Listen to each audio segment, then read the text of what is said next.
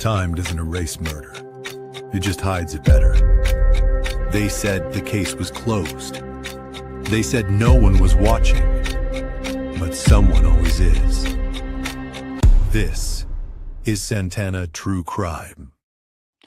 Welcome to Santana True Crime, and Merry Christmas, Happy Holidays as well. We're going live with one of the most interesting people I've ever met, Dr. Bill Kimberlin. Also joining us is Dr. Brian Santana, the True Crime Professor. After meeting Dr. Kimberlin, and I originally met him due to his book, which you can pick out now on Amazon, Watch Me Die, which talks about his time witnessing executions, which is a fascinating story. I hope you picked that up.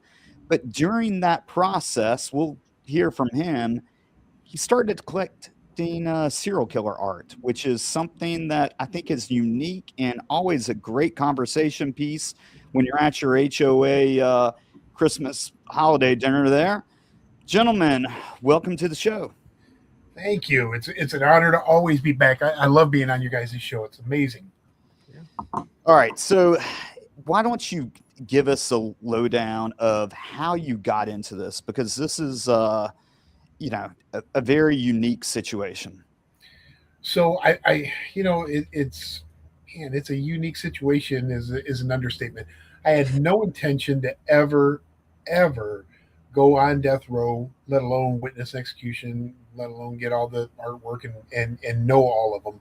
So when I received my doctorate in psychology and became a professor in Ohio, I always said I would never be the type of professor that would teach book smarts only. So teaching some of the upper level psychology courses, abnormal psychology, social psychology, things like that, we came across, the same debatable topics that we see today: legalization of drugs, gun rights, abortion rights, and of course, capital punishment. I was fortunate enough to have gone to a number of different countries, so I knew a lot about the drug laws over there in Amsterdam and all over. Hunted all my life, grew up. I to this day still have no idea how many guns I own. Had the misfortune of being in abortion clinics and counseling women in there. What I did not know anything about was capital punishment. So when I started doing some research, I found that all the research that was out there was by people who were just compounding the research without really ever seeing it firsthand. So I was, again, fortunate enough, my best friend's a judge, common police court judge in Ohio, Roger Bennett, who's been with me throughout this whole journey. He's like, let's contact the attorney general at the time, Betty Montgomery. I called, they hung up on me. I called back asking them if, do I need to be in a lottery for an execution? What do I got to do to get on death row? I need to talk to some people. They felt bad for me, thought maybe I was special needs, asking these questions. And the lady was so nice to say that since this question's never really been posed to us before, we're going to send you the Ohio Revised Code of all the laws that are outlined that says who can go to an execution, who's permitted on death row, who isn't, stuff like that. And we'll send you the list of everybody that's going to be executed in the next 2 years. If you can find any loopholes, have at it. I found some loopholes. I went, at the time it was in Lucasville, Ohio, Mansfield, Ohio, and Youngstown, Ohio. Mansfield was, 40 minutes from where I lived. I contacted the warden. They said, sure, come on down. I went down, thought I'd go once or twice, ran into a guy who said, hey, they're going to execute me. You want to watch me die? I'm like, yeah, sure. Literally. That's the reason why. Why not? The book says, Watch Me Die. It's not like I had to sit there and think, what's a good title? This guy literally said, you want to watch me die? And I said, okay. And it started this journey, this down a rabbit hole, basically, because the process is so non-transparent. They don't even let the inmates know about it. Once the inmates learned that I knew about the process, everybody started reaching out to me. And I was only going to be on Ohio's death row. And then from there, it mushroomed out the death rows across the country. Yeah, and I think that's why you win like most fascinating person at the HOA meetings every year, because of stories like that. Yeah. Can you go into of how this collection of serial killer art began? So oddly enough, the first guy that I witnessed get executed, Chris Newton, the day before his execution, he had snuck out this little shrunken head, pulled it out of his pants or whatever. And I'm like, what the hell is this? Like, this is for you. I thought of you and I made this before I die. I'm like, oh, it's creepy, really creepy, but it's still my favorite piece to this day. So I took it and, I put it at home and wifey's like, what the hell is that? I'm like, don't ask, just hang it up. And, did you tell her the part about pulling it out of his pants? I didn't, what? What was it made out of? Day that where they came from. Because this dude was really whacked. Yeah. And, people started writing me and they said, I'm good at art. Would you like any of my art? I'm like, yeah, sure. I'm good at art. Yeah. And then it just started pouring in. So I have literally over 3,000 pieces of art laying. I still have the very first letter I ever received from death row. Mm-hmm. And that's another thing that gets them to send me stuff is they know I won't sell them out or anything like that. Mm-hmm. And, I got stuff in the mail literally today. I couldn't even post it. Still, the paint's still wet. It's on canvas, and that's from. Oh wow! Yeah, it's Bob Ross style. Yeah, that's Bob Ross. That's a Bob Ross style painting for sure. So here's what I do, and it's signed on the back and everything like that. So they're really big with the Bob Ross style. They have PBS in prison. Yeah, for sure. Sure, but not only that, they'll hide stuff, messages in the paint. Locations and stuff like that. And then when you get to know these individuals well enough, you finally get to the point and say, listen, your Bob Ross art it's taking up space. It's sucky. You guys they're all the same. Quit painting by numbers. Paint me something that's really going through your head, and that's why you really rarely see the dark art out there because they want to impress the general public with this stuff, thinking that they've changed. Yeah. But the realistic aspect of it is the dark art. So, and I use a lot of humor with them. I mean, there's some of them I've said, Jesus Christ, I hope you kill better than you paint. And they just love it. So, I mean, it's crazy because they'll send me models. This came from San Quentin. Oh, wow. Yeah. This one came from, I think this one's Ohio's death row. And I just have these sitting out on my desk only because I don't know where to put them without getting broke. But where is that like a model like you'd buy in the store or something that they put together for you? Yeah, but it's all out of wood, hand carved. Oh, wood. Wow, okay. And so popsicle sticks, wood, everything like that. It's crazy. Oh, wow. Yeah, that's really detailed. Yeah, I'm glad you asked that because I assumed that this was like something that they bought at the commissary or something, or had someone shipped to them. Yeah. No arts and crafts like that, and no glue because obviously, I don't think they'd waste it on models; they'd be sniffing it. But they make their own mixtures up with adhesives and things like that. They're very resourceful on death row. As a psychologist, I know that art can be at least one window into people's kind of mindset and how they're kind of processing experiences. Do you, when they're sending these paintings, whether it's the Bob Ross or something else, obviously it's a work of art, but are you kind of looking at that as a way to kind of understand them or kind of read them as individuals as well, whether it's based on what they're doing or what they're not doing, like you said with the Bob Ross? Sure. So I started out that way, thinking exactly that way, because trained in academia, and that we're so used to looking at the obvious that all the textbooks tell us look at. They're expressing themselves. What are they really trying to say in that? So when I would start delving into their minds more, they're like, "What the hell are you talking about?" No, we learned this trade so we can make a lot of money selling it. It's got nothing to do with our personality. It's got everything to do with who is going to buy what to supply us with money on our books in order to, buy the shoes that they want, the TVs, the iPads, the headphones, the food, everything like that. So it is a money maker. And can you explain to people of how that process happens? Like if you're on death row, and I know we're going to talk about BTK later, but let's say you're BTK and who's Dennis Rader for those that are under a rock. And you've got this painting it's really shitty, but you realize that someone is going to pay you top dollar. How do you go through the process of selling that painting? So for somebody like myself, I never buy them. They send them to Well, me. I'm talking about from the inmate's point of view. So the Like, how inmates, does he, the reason they'll send them to me is because they know I'm going to get the word out there. I'm going to show it, even though I never post the name of them, unless it's like Frank Walsh or something like that, who I know they're getting executed, and then it doesn't matter because I don't like to glamorize them or glorify them. But they know that I have a pretty good base out there of people that know who I am in this industry or this business. So there's websites out there, the murderbilia.com, the serialkiller.com, and true crime collectibles and all that.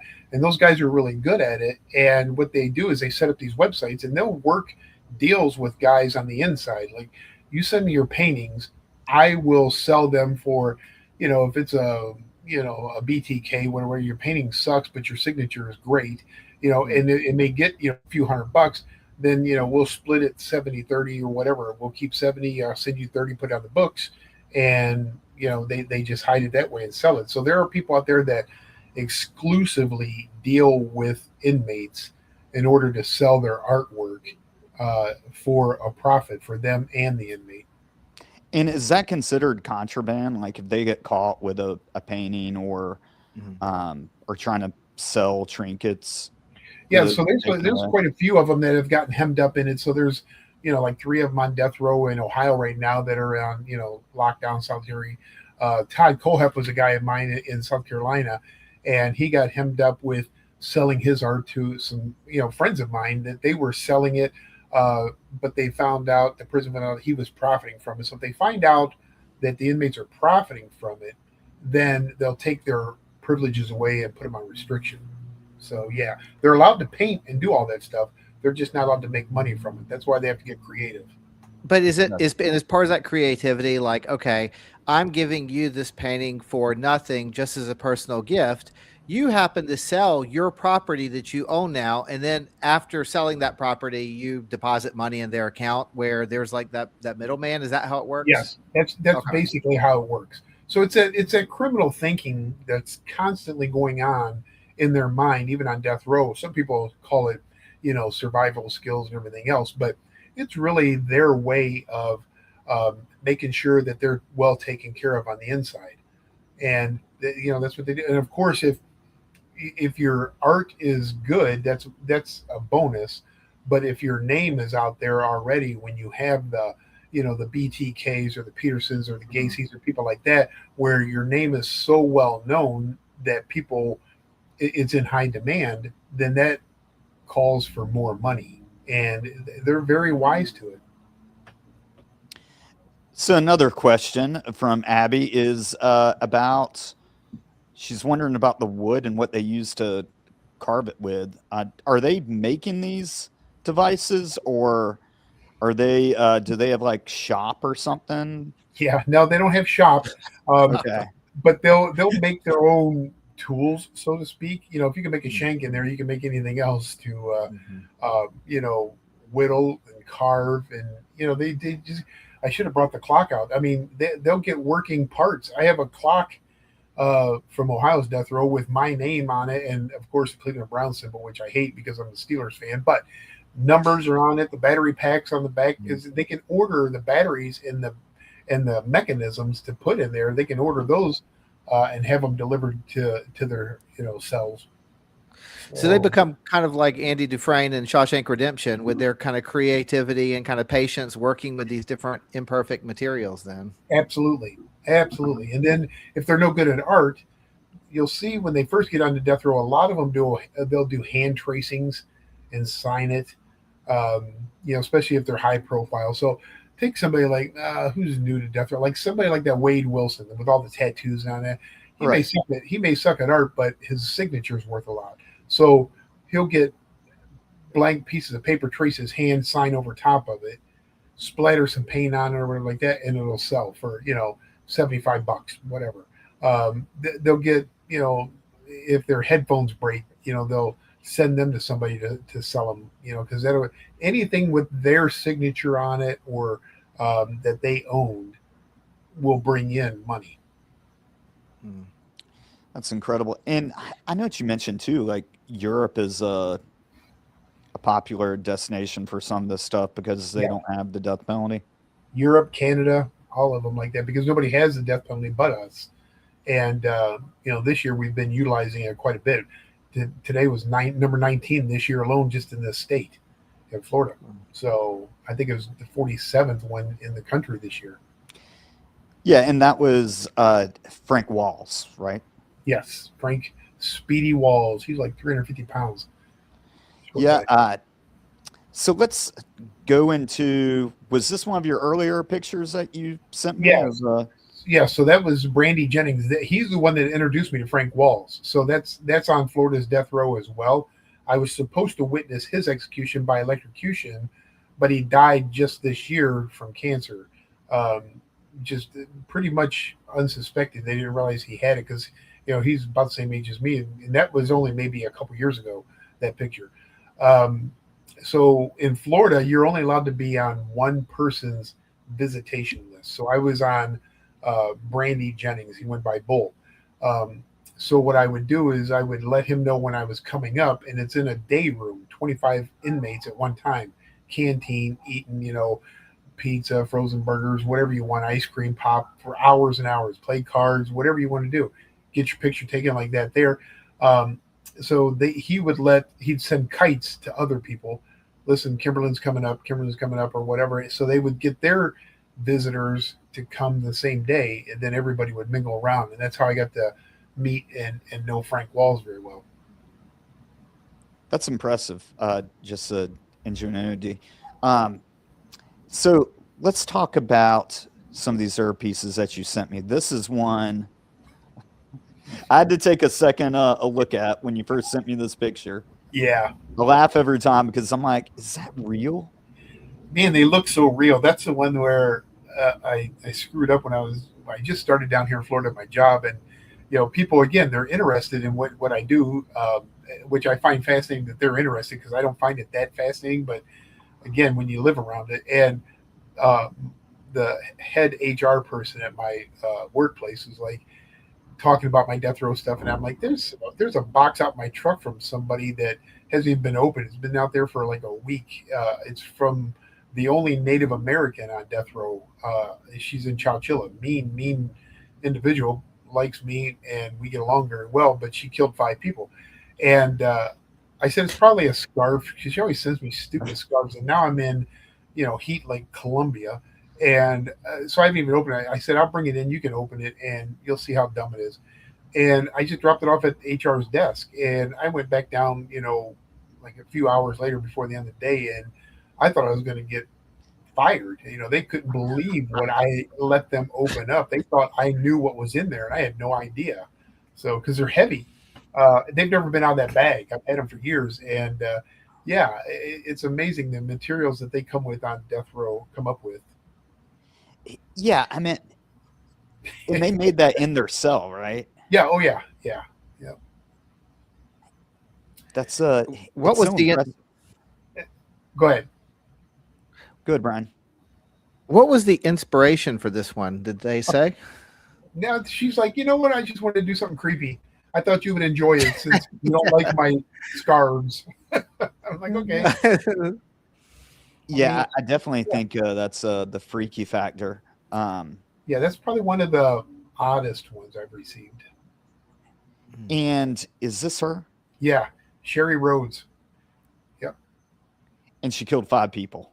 5 people right on the reservation. Yeah, they jumped her, and she shot 3 of them and ran out of bullets, and then stabbed the other 2. Wow. And how old was she when And she this got the death happened? penalty? Yeah, normally Native Americans they'll handle it within their tribunal, or there's those treaties where because they're totally against the death penalty, and for this one they made the exception. They're like, yeah, you know what, she's yours. So they accused her of embezzlement, and that just pissed her off, and yeah, so she still fights in prison. I mean, she's mean. Yeah, I mean, anyone that would make that as their art project to you.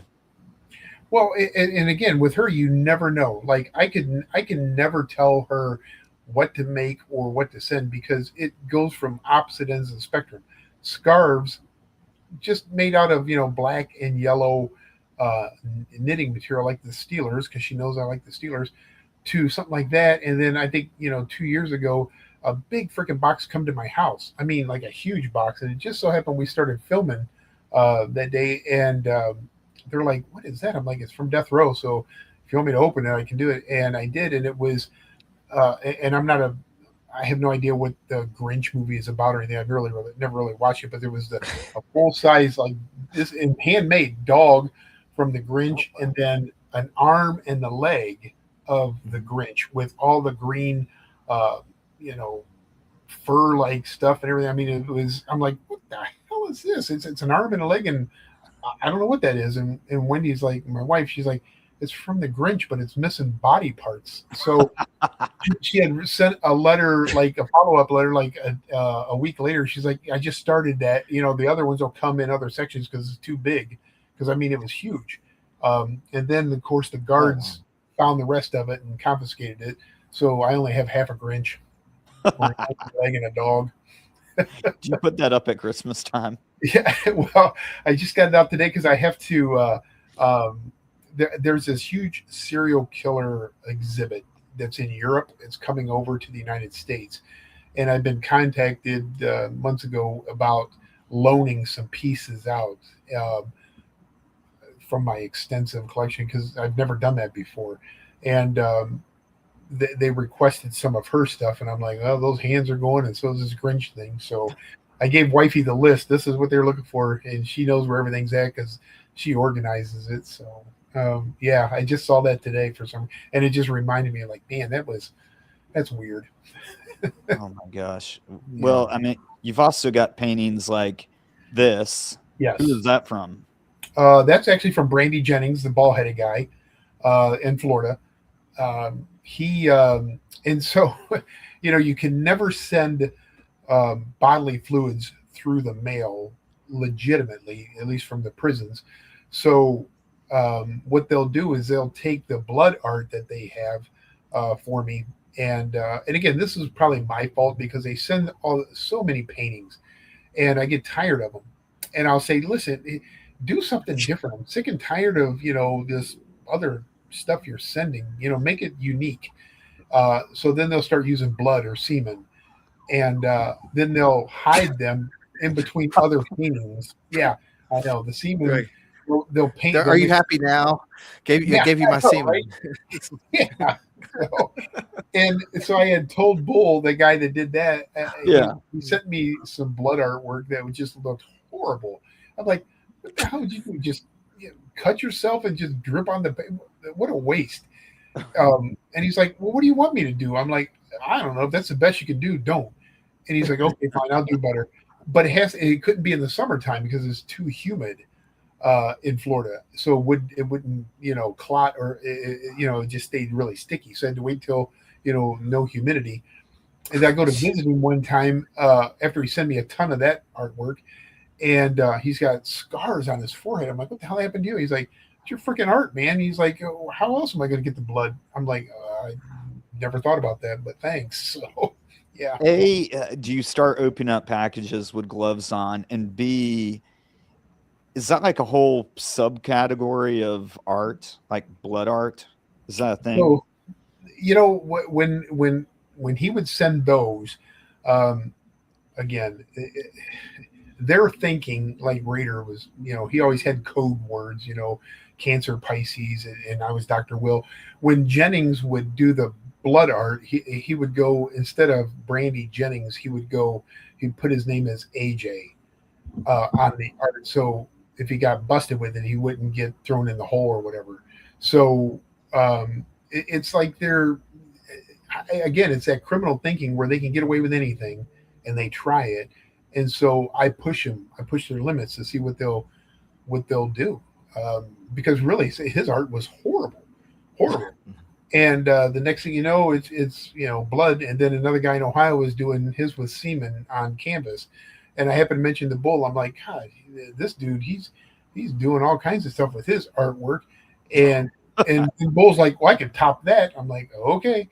So, and he did. And oh, Lord, wifey, your turn to open up the mail. So, Oh my gosh. You're gonna have gosh. like PTSD from opening up packages. oh God, it was. When I first started out, um, I would do some of the stupidest things. I'd get stacks of mail, and I'm not the kind of guy that gets interested in like, oh my God, I have to open it. It'll sit around forever. And then wife would be like, do something with this, right? We're using them as coasters and plates on the table, and you're not even putting it away. You're not even opening it.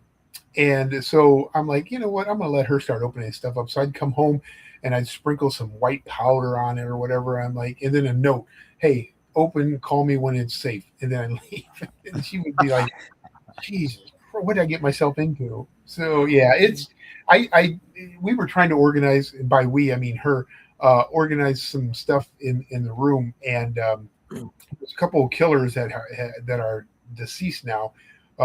Jablonski that was out in San Quentin that I visited, and then another one it was in a different part of California. And I go in there, I'm like, God, those guys used to write forever. I should, try to organize those letters for her.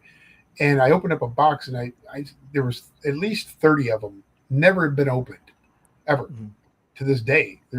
I looked at them like, I'm not going to open them now, so I just throw them back in there, and there they sit. So who knows what there could be art in those too. I have no idea.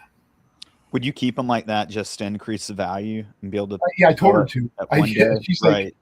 like, do I have to open those now? I'm like, no, just throw them in a sleeve and put them somewhere. It'll be fine. Eventually, somebody will want them, and who knows what kind of a surprise. It's like a Cracker Jack box. Oh yeah, yeah. It's like baseball cards. You never know what you're gonna get. You never know. So sorry, Brian, but who did this one? There was some people on Florida's death row that got together and did those for me. That was during COVID, so we couldn't visit, and they all had to wear their own face masks, but they had to make them. And so they're like, we'll get creative, and they sent me about 40 of them, made out of cloth, and I mean, you could actually wear them if you want, but I wouldn't. Yeah, I would. I wouldn't recommend that either. No. So that was from a group of people. Yeah. So they all like kind of went in. That's kind of cute, like Yeah. doing art class. I think they were probably bored because it was COVID. They had everything shut down. Nobody could visit or anything like that. So. Gotcha. Yeah. And then you sent me this guy. Yes, Jablonski. He killed like 8 people. He was just a disgusting serial killer. So as you can see there, that's in San Quentin. So they lock you in a cage there. Oh, so you're not going anywhere. So like 2 cages down might be at the time I was out there, Ramirez might have been in 2 cages down visiting somebody, and Peterson across from there, and Charles Ng, and you're in a great big room, and everybody's in separate like dog cages, locked in, and So, and this is, to be clear, this is during visiting hours. That's how you visit. Is they put you in a cage with the person. Yes. Who killed? No handcuffs or anything like that. You can still eat. You can bring your food into the cage, but like that old guy, I knew I could take. But if you're somebody that that's bigger than you, that like him, I could break his hip. He's done. Other ones, you're like, you're screwed. Do you ever think about like bringing a shank in yourself? No, but I had Bull from Florida to send me one from Florida. He sent you a shank. Yeah. Again, I'm like, can't you do something better than the art? He would send me his headphones. He'd send me his MP3 play. He's like, man, what else can I send you? I'm like, I don't know. Don't you have a shank or something laying around? Good idea. And next thing you know, shows up. So it's not. Were there any people, that picture you just showed just got me thinking, maybe there were individuals that as a result of spending time with them, you came to, and I don't know, I'm just making this up right now, but like you came to see like a level of humanity in them or whatever. Were there any people that the more you got to know them, the more repulsed you were by them in all of your time? Yeah, that guy right there. I mean, he just loved talking about raping babies and killing them. He's the one that would cut the nipples off of women after he killed them. There was one he carved "I love Jesus" on her back. He killed in a couple different states, and he got off on talking about it. And he would write constantly, and you couldn't even read. Listen, the only reason I went to visit him is because I couldn't even read his writing. That's the reason why his letters aren't open. I'm like, good Lord, it's worth $1,000 plane ticket to go and sit and interview this guy in person, so I don't have to open his letters and talk and try to figure out what this. I need, one of the decoders or something. So, Oh my gosh. yeah. Yeah, I mean, so I guess when you sit down with these people, that's a immediate topic is they want to talk about murders, or how do you navigate that interview? So there's people I've spent, 15 years with. I just interviewed a guy in Ohio's death row last week. We filmed him. First on-camera interview he's ever had, and he's been on death row for 32 years. I've been working with him for 14 years. And I think the first few months, with most of them, if I'm seeing them on a regular basis, we'll talk about everything but their crimes, because I never ask them. The least amount of questions I ask, the more they'll tell me. So I'll talk about the weather, politics, you name it. I'll steer them away from their case to the point where they're like, dude, don't you want to know what we did or what I did? I'm like, well, I'm assuming it's not jaywalking because you're on death row. Everybody's here for the same reason. So unless you have something that you can impress me with, which I doubt, what's there really to talk about? And then that's when their egos start kicking in, and they're like, I was pretty good with what I did, serial killer wise. I killed a lot of people. I'm like, yeah, but were you really that good? Because if you were, we wouldn't be sitting here. You'd still be doing it, and you got caught. So, and then they start laughing. So that's when I interject the humor and that, and then they start opening up more and more and more. Is there any that have stuck to their story? I know that Scott Peterson, right? Yeah, so Scott was he was a different inmate that I was accustomed to dealing with. He reached out to me through another inmate on death row who would send me stuff. I mean, sometimes 6 letters a day on top of the artwork and everything. And they knew I didn't sell anything, and I wouldn't sell signatures, letters, art, or anything like that. They were on some prison board together, inmate board on death row. And he was talking to Scott about me and, how stand up I was and didn't, talk to anybody. So Peterson said, maybe I'd talk to him. So the other inmate, Glenn Wade, wrote me and said, hey, Scott may want to talk to you. Is it okay if he writes you if I give him your address? I'm like, yeah, sure. He wouldn't talk to anybody at that time. Still doesn't. The next thing you know, he had written me a letter. He says, I hear you're a pretty stand-up guy. And we started off, relatively slow at first, but now I can show you that I have binders and binders of letters alone of his where, it's just, and they have to be, from years of everything. So it goes back from 2016 to 221 there, and then 2022 to 2026 there, because I still have a stack of them haven't even been put away yet that wifey doesn't know about. I have all of his artwork and everything. So what made him different is when I started this whole process, everybody had to admit that they were guilty. Everybody. That if I was going to talk to them. Otherwise, see an attorney, reach out to the Innocence Project or whatever. I'm not the one that's here to help you with the legal process, and I certainly don't want to jeopardize any appeals that you may have.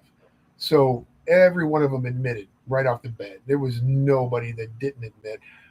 Scott, when he reached out, I knew he was never going to admit that he was guilty, but he was so high profile in the news, and he was still on death row. So I just continued to talk to him because I was the only one, and I still am to this day, where he sends me everything. Has law enforcement ever reached out to you to try to get hold of those letters, or? No, no. And as soon as I hear anything, like we have the filming thing going on up in Jacksonville, and that I know Jacksonville Sheriff's Department was interested in talking to me and investigating, and all of a sudden they started to want to take over this investigation. And again, these aren't cold cases. These are, The guy's been on death row forever, but he's admitted to new crimes to me. And so right away, I had my attorney here, take all this. I get it out of my possession, give it to my attorney. That way they have to work it through the courts. I don't want to get just a normal subpoena and say, give me what you have. I have nothing. You have to go through my attorney then. So just to be safe. But no, luckily, knock on wood, nobody from the state of California side or the defense has reached out to me. So yeah, let's keep moving along. Sent that to me. Who's that? That's Charles Ng with Leonard Lake. They killed 25. So he's the only inmate on death row from Hong Kong. And he was very interesting and is very interesting. So I have all of his, origami artwork, everything like that. So he and Leonard Lake built this compound in California where they would kidnap women and keep them as sex slaves, torture them, and then eventually kill them. And they did all this on videotape. Well, fast forward to information getting out there, and they arrested Leonard Lake first. Charles took off. Leonard, when they took him to the interrogation at the police station, he was like, you got me. I'll fess up to it. I need some water, and I'll talk to you. They go and get him some water, and he had a cyanide tablet tucked up underneath. So he took the cyanide tablet, and obviously he died. Oh, Charles took off. They caught him in Canada stealing I think a vice or something out of a hardware store. And 99.9% of the time, if you're in another country, Canada, Mexico, Europe, whatever like that, they're not extraditing back until the U.S. says no death penalty. We agree to take the death penalty off the table. You give us our citizen back. And they didn't have to with him. They're like, he killed that man. Take him. So, and he's on death row. Oh, wow. Yeah. All right. Who is this young lady? So Lisa Montgomery, another fascinating case because she was the only female federal death row inmate we had in the entire United States. She was executed in 2021. I was supposed to be there for that one.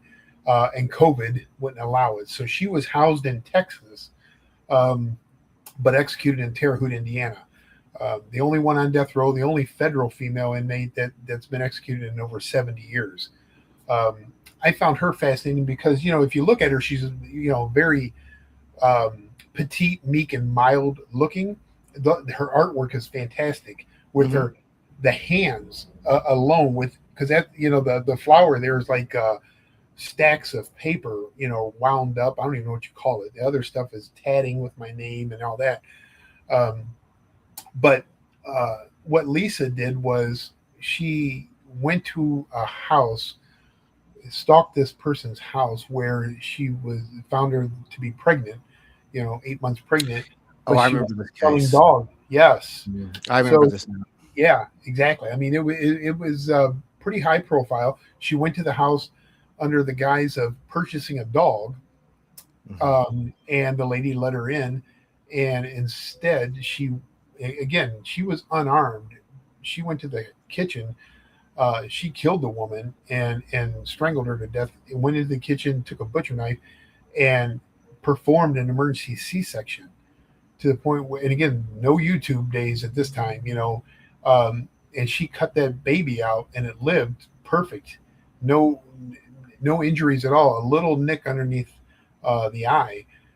And to me, I find that from a psychological aspect just amazing because taking a human life is one thing. In fact, I consider myself fairly well educated, and if somebody needed a C-section right now, I don't know what the hell to do. I mean, I've gutted every animal, from deer to bear and everything, but I don't think I can really, perform a C-section without doing some harm, especially after you've taken a human life. And she had no training or anything, and kidnapped the baby and took it across state lines. That's what made it a federal offense. Yeah. And so she was executed in 2021 for that. The kid is now, I think, 18, 19 years old. Wow. Like that. Yeah.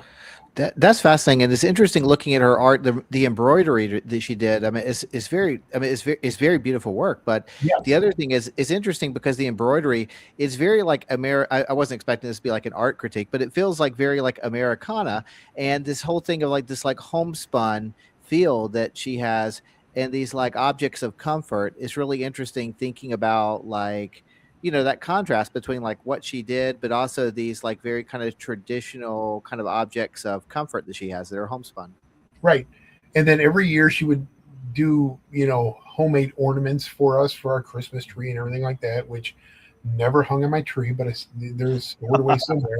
And again, it gives away that persona that she is kind of like an all-American female who had some mental health issues and has changed. What you don't see is the pictures that she sent me that had and these were the days of when Walking Dead was really, really big. Everybody had Walking Dead parties and all that. Right. And they watched it there in Texas too. And they had the ability to have pictures, I guess, generated with them looking like a zombie eating human parts and everything like that. And I have one of those. She asked me never to share it. I'm like, of course I won't share it. I won't show one single person. So I show a whole bunch of people, and I'm not lying because I didn't show one single person. I showed a whole bunch. But that shows what their real state of mind is behind bars. Yeah, for those that can't see, there's it's very cute and thoughtful how she put Kimberlin. Yes. It's very detailed, but that is incredible how you can kill someone and then calm your nerves down to the point of being able to perform a C-section. Yeah. I mean, I'll probably never talk to another person in my life that has done something like that. It is fascinating. But now she's been executed, so no more females on federal death row. Oh, what a shame. Yeah. Well, you've got Anthony Sorrell. Well, yes, he was the Cleveland Strangler. He killed 11 people. I was the first one to interview him in person on death row. Killed 11 people, kept the bodies both in his house and in his backyard. Dismembered them and everything else. The house, it stunk so bad, and he lived next to a meat processing plant, a sausage place in Cleveland, Ohio. And the stench was so bad, everybody assumed it was the meat processing. And the EPA went in there and made them replace their sewer lines and drainage lines, everything. And it turned out it was his house. Oh, man. Backyard. So, yeah. And this would be the classic 2 handprints and sign up that you were talking about, right? Correct. Yep. And then on the back would be his thumbprint in blood as well as signature. Yeah. And this one takes on new meaning, knowing that he strangled people as well, though, right? Like having these like hands so prominent. Yes. In fact, there's a painting out there somewhere. Somebody has it. And he was a horrible painter, obviously. But he had 11 gravestones painted in a graveyard with victims' names on it. And he did specifically for me, but he wanted me to pay him for it. And then he wanted me to write a book about himself and didn't want me to talk to anybody else on death row. I'm like, first of all, I'm not paying you for anything. And I come to death row to interview tons of people. He was like a 7th grader, like you can't be friends with them if you're friends with me. And so I eventually cut off contact with him, and then he passed away during COVID years as well. It's very strange that you pass away on death row. Yeah. It's even stranger when they do medical procedures to keep you alive when you're on death row. When the whole point is that. Yeah. So, that's a huge ethical dilemma. One that I have wanted to delve into more if I ever could. And that's the fact of why they go through extraordinary measures to keep somebody alive at taxpayers' cost in order to put them to death. So I've had guys that had well over $1.5 million worth of medical care for cancer and everything else in order to keep them alive, just so the state can put them to death. Do these prisoners have like a DNR or something like that, or is that even an option when people are on death row? No, Yeah. Okay. I mean, it's just like I said, they're 30 days when that warrant is signed, they have to be put to death usually within 30 days. They're put on suicide watch at that point because that's the last thing the state wants is somebody to kill themselves when we've already got the okay to. So if an inmate has cancer, then let's say that like with some of those and they catch it and they know the person has cancer, there's all that treatment like you mentioned. But let's just say the prisoner's like, no, I just want to let nature take its course. I don't want treatment. That's not is that really an option for them at that point? Or The prison will say that they always have a right to refuse treatment, but I've never come across an inmate yet that's been able to say, yeah, we refuse treatment. They've always got, and 9 times out of 10, they're going to take the treatment because they're going to transfer them to a different outside facility in a hospital setting where they have much better care. They get bigger TVs, their own private room, all this stuff, So they'll do it just for that experience. So it's like going on vacation, kind of. For them. With cancer. With cancer. Yeah. Yes. What about you sent me these? Yeah, so Sean Great, another serial killer. I've been working with him for quite some time too on recovering other bodies. Hopefully, he's a very good artist. A nice looking guy. He reached out to me because he was a serial killer in Ashland, Ohio, where I was doing my undergraduate studies, and the population of Ashland outside of college students is basically Amish. It's just out in the middle of nowhere. And then Sean Great lived right by me, and this was back in the day before when he wasn't, well, maybe he was killing, I don't know.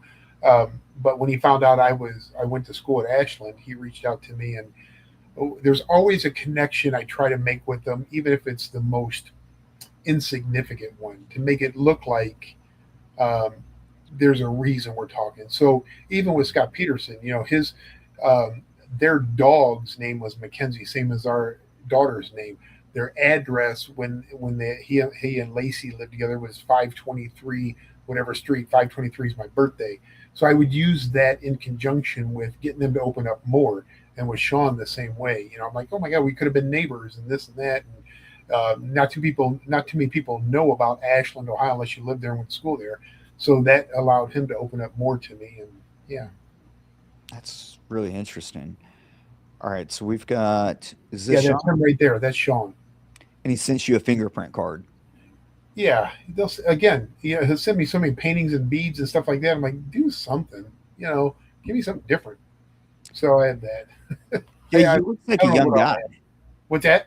He looks like a young guy. Like yeah, he's on for 5, I think, murders right now, but they do suspect him of a lot more, and he's told me there's more. So. Has he told you about where they are and who? Yeah, he's given me locations, not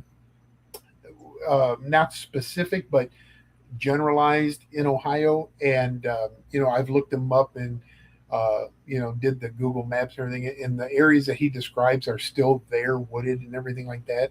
So it's just he's still pretty much one of those controlling kind of guys. He'll give you as much as he wants to give you. So then you ice him. I just got a Christmas card from him literally yesterday. And what's it say? Who's this one from? I got a lot of them. Christmas time. So Robert Bardo. I find that hilarious that you get all these Christmas cards from people on death row. Yes, Peters. I mean, they're just laying around. They're Sherry. I know I have one from Sean because he just sent it, and he asked me to, send me a message anytime because, this is his right here, and I'll respond. I promise. So, let me see. So, they have nice cards, by the way. They're like Hallmark cards. Oh yeah. So those are the ones that don't make them themselves. And then it says, Dr. Bill, Merry Christmas to you and your family. May your holiday be full of comfort and joy. Message me anytime. I'll do the same, I promise. And then it's signed to Sean. So other ones, they make their own cards. So like Snap, it's Merry Christmas. And then they'll draw on the back, and then you open it up, and it's, Actually looks pretty good. Yeah, he's a good artist. Other ones, I haven't opened up Bardo's yet because that dude's kind of whack. He's the one that killed actress out in California that was My Sister Sam or something like that back in the day. Yeah, Robert Bardo. So he's Oh my God, he was the one. Was he the one that was like tied to some of the stalking laws that were kind of came out? He had stalked the actress. Yep. Oh yeah, that was a big case. Yeah. Yeah, he writes me constantly. A lot. Very OCD. This was the actress. Was this the actress that was in Poltergeist that he Oh, killed? I have no idea. I really don't. I never watched any of them. So, There was an actress that was in Poltergeist who was murdered, the Steven Spielberg film, and there I don't want to say this was this person, but there was a stalker involved, and I believe the person was on death row. I could be wrong. We have to look it up, but if anybody's watching right now and wants to chime in, but I think he actually lived in like Minnesota. He flew to California because he wanted to find this specific actress, and hired a PI to get her home address and everything, and then went there and wanted her to sign something. She signed it, but he didn't like the way that she acted, and he left, and then he came back, and then he killed her, and so That's a lot of thought and work put into. yes. So again, and it's probably unethical on my part. this is the same person. Yeah, Robert. Yeah, this was Rebecca Schaefer, the 21-year-old actress. Yeah, this was this directly led to California's anti-stalking laws in 1989. Well, there you go. Now he stalks me. So that's he's California. You have anti-stalking laws because of Mr. Bardo there. So. Well, he hasn't lost his mailing privileges because I get them all the time. So like I said, there's letters sitting on my desk at work piling up from him that I haven't opened yet because he weighs everything. He's like Raider. Raider would weigh everything. Well, he doesn't really weigh it as much, but he'll, on the outside of the envelope, he'll write, his name, from Robert Bardo at the bottom left-hand corner, dated over in the right-hand corner. Up top, he'll circle his return address. You flip it over, and it's on like 3 other times. When he sent the letter, he'll address it back to me again on the back of it. I mean, he's just incessantly nonstop. And he's like, I'll do your art, whatever you want. I'm not allowed to really draw my victims anymore. They said I can't do that and send them. I'm like, well, I'll tell you what, if you're going to draw me anything, I would really like you to draw your victims because I want to know what's in your head. I want to know what you're thinking. I don't know if I should really do that. You can do it, Robert. You can do it. You can do it. Is there ever a moment where you wonder, like with that question, I'm just wondering, do you ever feel like when you're throwing that out there, are you like leading them to their subject, or do you think you're just freeing them up to paint what they really want to paint? No, I think I'm very unethical in leading them that way. Okay. But I mean, I was wondering, yeah. And I don't want to pretend that it's not. But what I really want to do is I want to find out if they're really still thinking about them, and he still does. Yeah.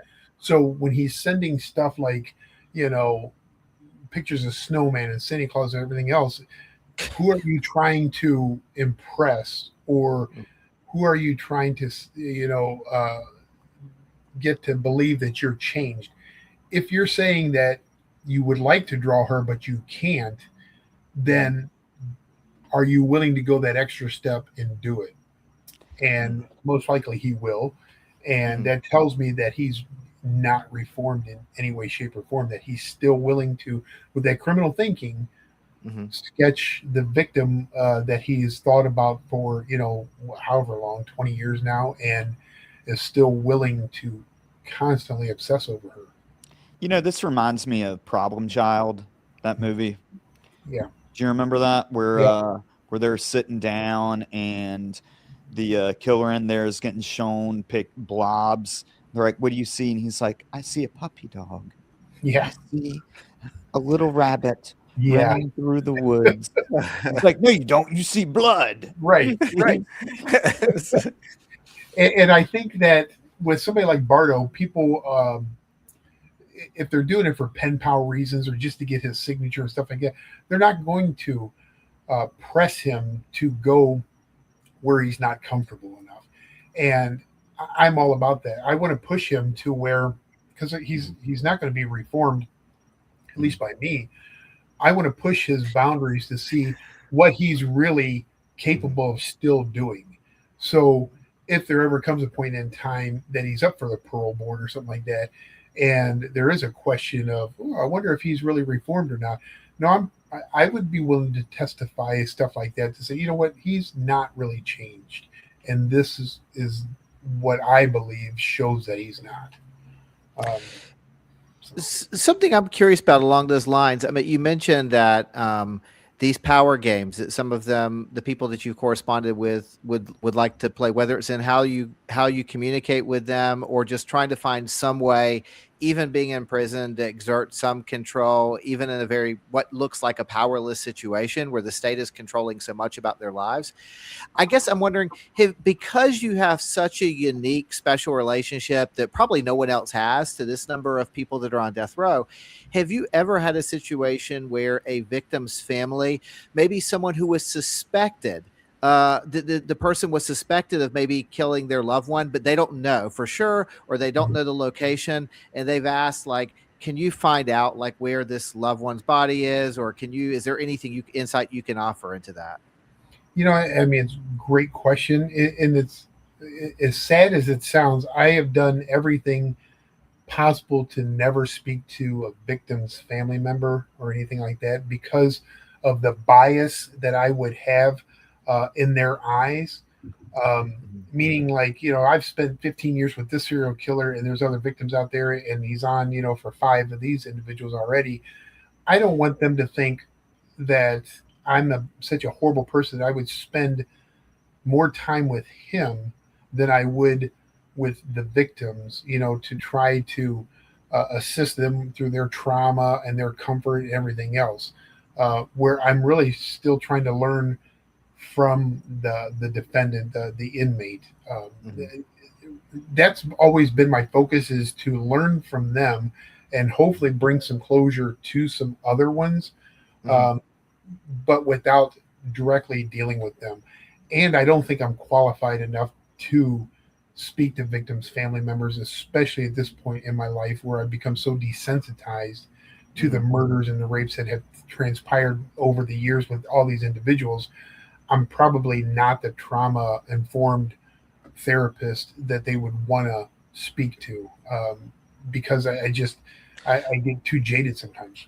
Oh, I guess I was thinking, let's just say someone's supposed to be executed hypothetically like next week, if there was someone there, and the first interaction you have, let's say, with a family is that like days before the execution, they say, look, we're pretty certain law enforcement has told us that this person is responsible, but we just don't know where the body is. Is there anything you could do to help us figure out like where they're at, where this body is at?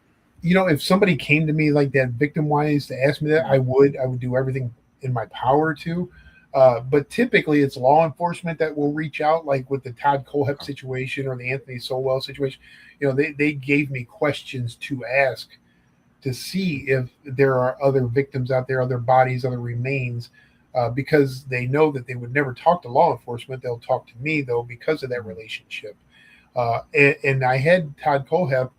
I was working with some detectives in South Carolina who came to me and said, listen, we have some unsolved homicides in our counties we think he's directly involved in, but he won't talk to us. We see that you talk to him. Would you be willing to? I mean, absolutely. You know, I'll do anything I can to help law enforcement. I think more law enforcement professionals out there need to probably partner up with people on the outside, Right. whether they're doing podcasts, whether they're authors, whether, you know, doing deep dives or whatever like that.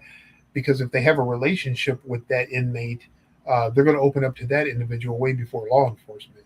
And Scott and Todd Colehep, he was opening up to me. Yep, I did some, you know, and I'm certain there was probably some there. And we started getting, and again, it takes a long time. Patience is a virtue when it comes to what I do. So, you know, months into it, I start narrowing it down. Okay, what about this county? Yeah, it sounds about right. I have to think about where we're at. And then next thing you know, he's hemmed up for, you know, Fox News jumps in and they subpoena all of his emails because some podcast people were contacting him and getting his art and selling it on websites, and that he was profiting from it supposedly and all that. So he's been in restriction ever since, no communication with anybody.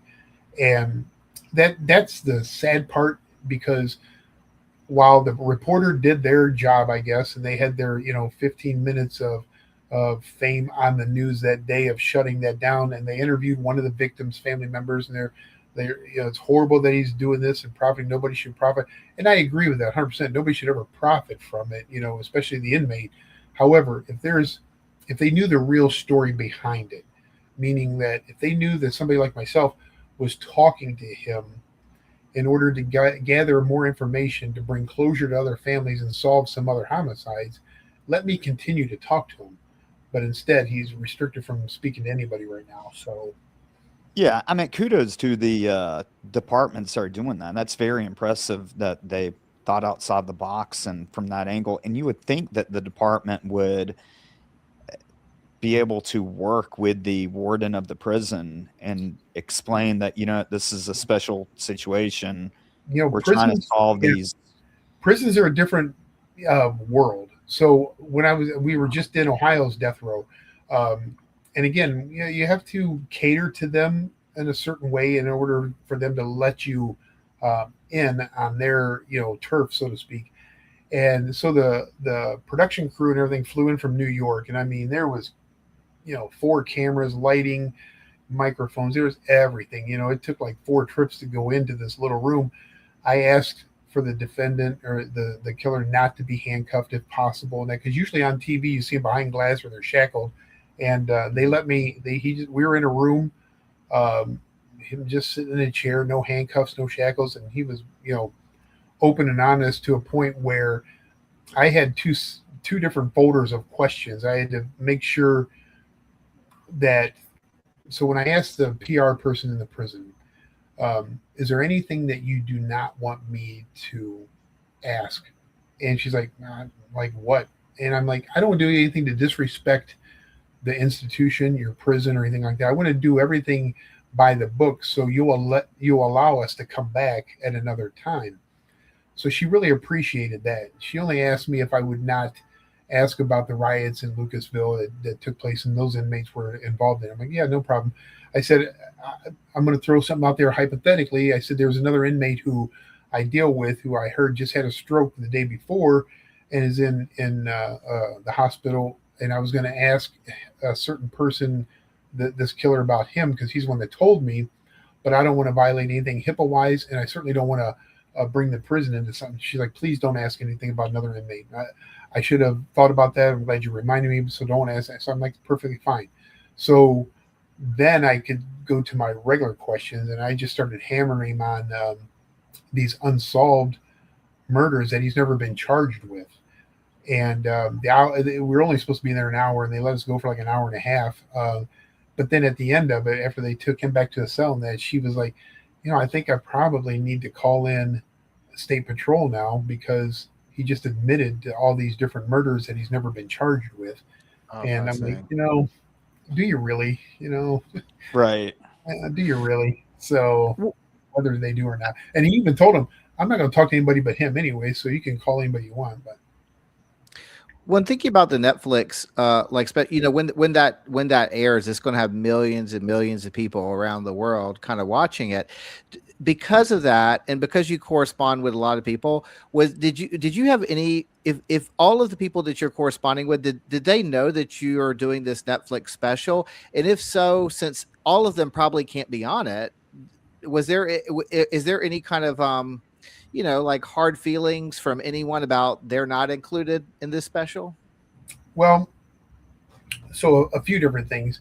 Number one, we're hoping it's Netflix.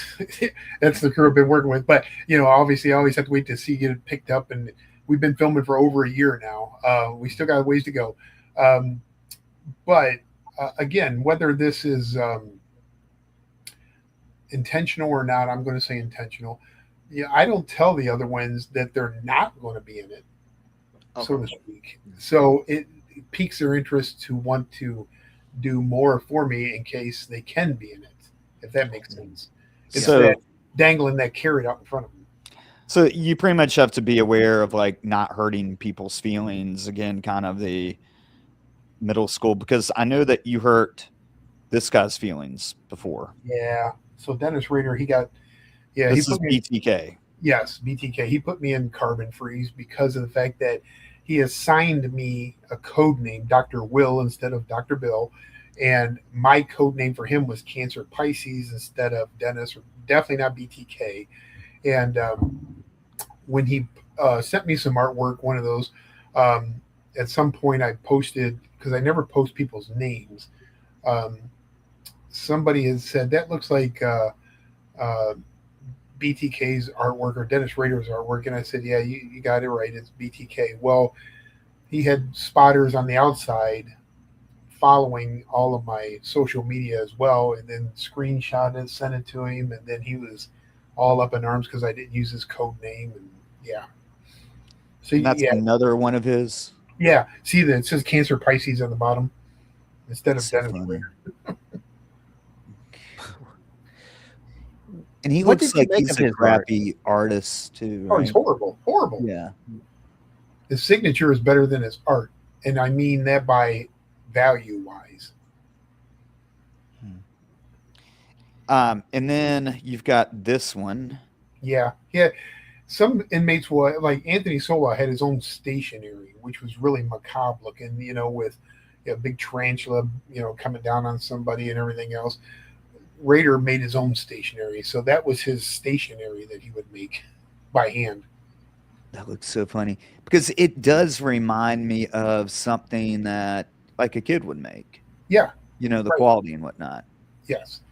He still had that kid mentality at that time when I was dealing with him. Very OCD though. He would literally, his 6-page letters could be condensed to really just a page and a half of substance. But he had to constantly rephrase it and reword it over and over again, then weigh it, and then date it, and then weigh the envelope, and then date the envelope, and then give you a spreadsheet of when he sent all of his letters. And I mean, it was just bizarre. So. Wow. Well, I mean, I guess if that's all you do, because are they spending a lot of time in their cell? Or are they Depends on the prison and someone it like depends on the him? description. So, I mean, no, because remember he wasn't on death row, so he's got more privileges outside if he wants. Um, Probably a little bit more protective custody wise because of being high profile though. But my guys on death row, they're in and out of their cells all the time, all the time. Mhm. All right, so we've got here's our next artist. Yep, it's Charles Ng. So obviously he does a lot of origami for me, and a lot of them are.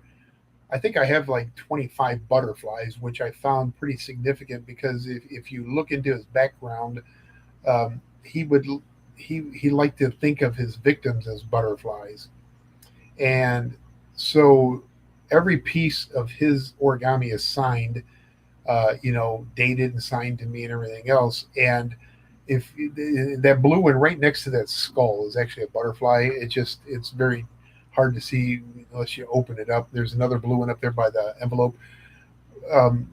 My wife, her theory is if you open one of those up, you'll see a name of a victim in there.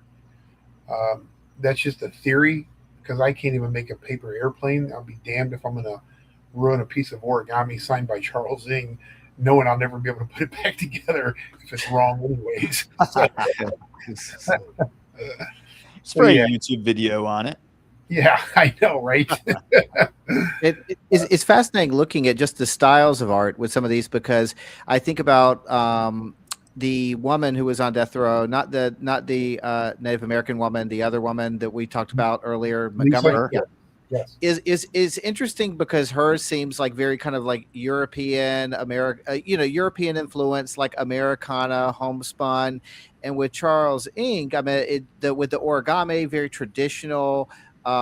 Southeast Asian art. And so it's interesting that they bring these, like, in some ways, these pieces of art are actually like really traditional from their own kind of like ethnic backgrounds and everything too. Yes. So each year he would, whatever the year of, the dragon, the pig, the dog, or whatever the Chinese New Year brings, that's what he would send me an origami of, would be that animal as well. And then he also sent you that. Yes. And he likes That looks really good. That's brilliant. Yeah, it's really good. He's a great artist. He really is. And then, that's supposedly him in captivity inside the jar.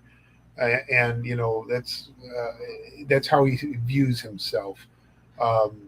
And I see it's dated 2016, so I must have been talking to him for way before then even. So he puts a lot of thought into his artwork. So he while he does very little of it, it takes a while to do it because there's meaning behind everything.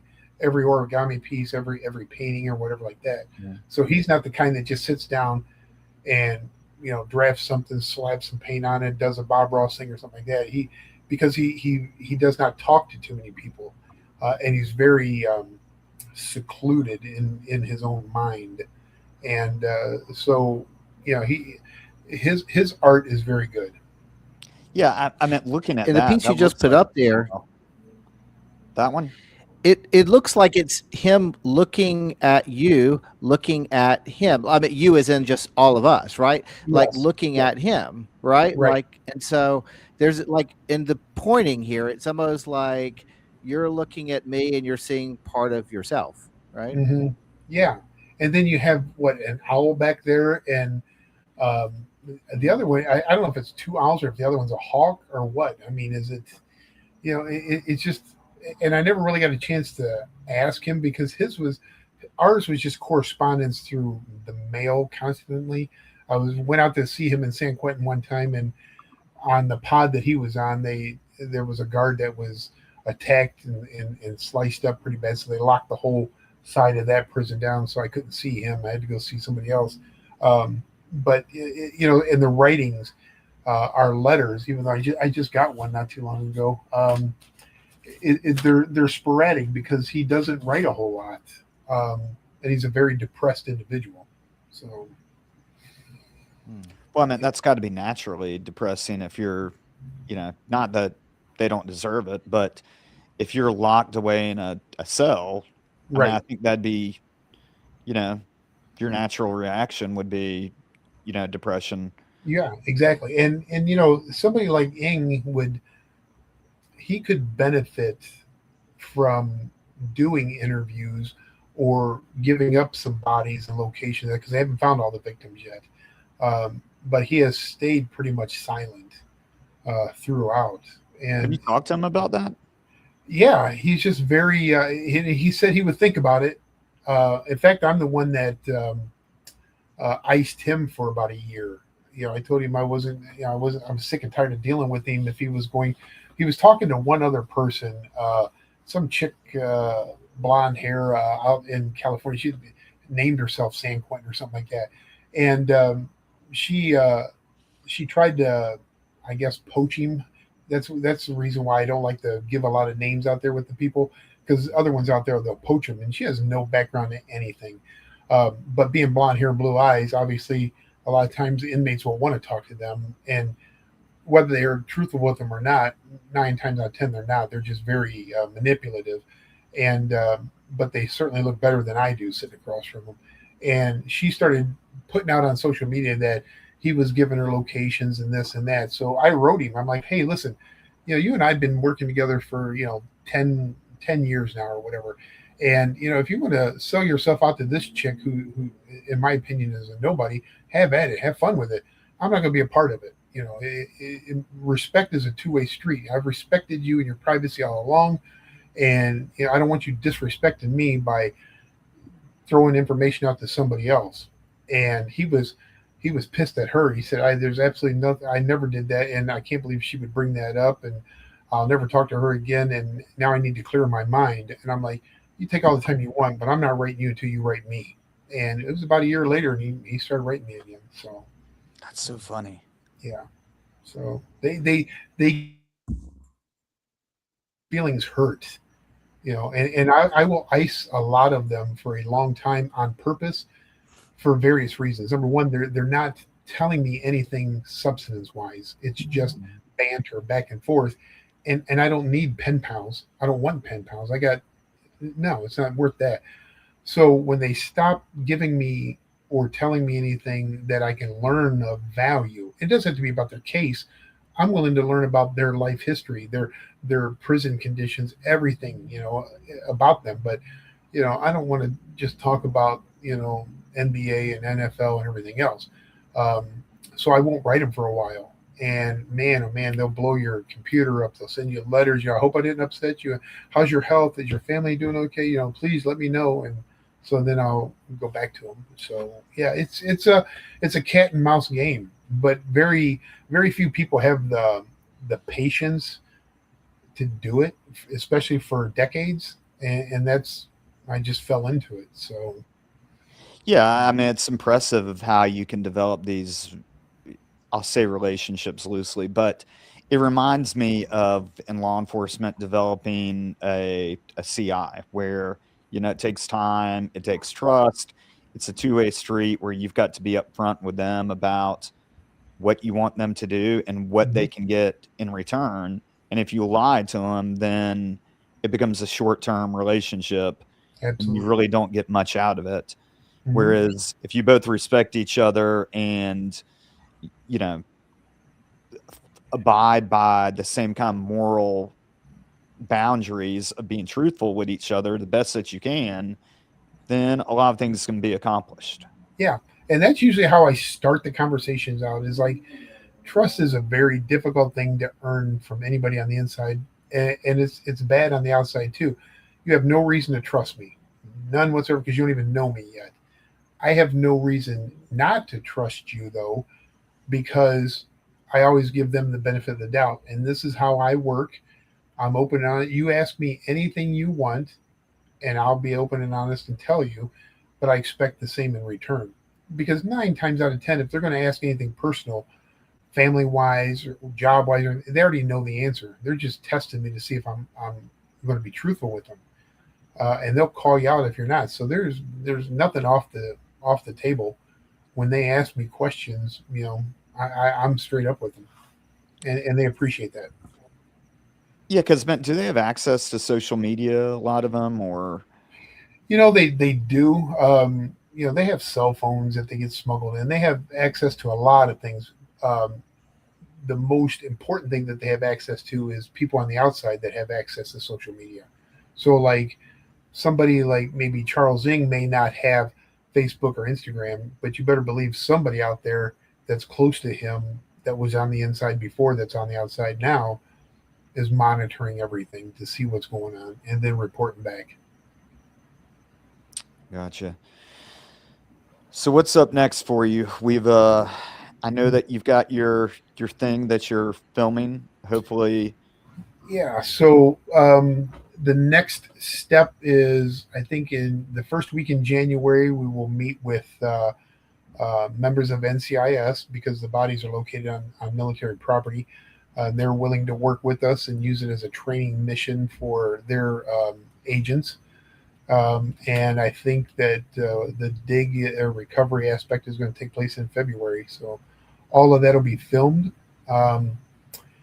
I'll probably go back to Ohio's death row once more before that with the filming crew. I have an execution that isn't set yet date-wise, but will be soon at the beginning of next year in Arkansas by gas, and I have to attend that. So yeah, I got a lot coming up. That's very impressive. Well, I wish you the best of luck with the show or movie or whatever it becomes. Brian, do you have any questions before we wrap up? No, I think it's all really fascinating. I appreciate you bringing all of the different art and putting some of this on display. It's really fascinating to hear about. It's such a unique topic that I feel like there's always some question I think about after we're off the air with you, and they're not always right there. There's a lot of different questions that could always come up. Well, listen, I will join you guys anytime. If you get a panel together anytime and you want to do this, I'm I'm more than happy to jump on. So Yeah, I never get bored of talking with you. So that's why I told Brian. I was like, we could go as long as we want to with this. yeah, I mean, I'm always up for it. I really am. You guys are great. It's because it's great to talk to other professionals. I'll be honest with you, because I've done a lot of podcasts, and I have a lot of good friends out in the podcast world, but more often than not, you'll get the questions of the gory aspects. The execution itself. What's like, what's it, like being on death row and all that. The academic questions and the professional law enforcement questions that come out on your guys' platform is amazing, because I've been in academia for a long time and working with law enforcement off and on. It's just great to build those bridges even more.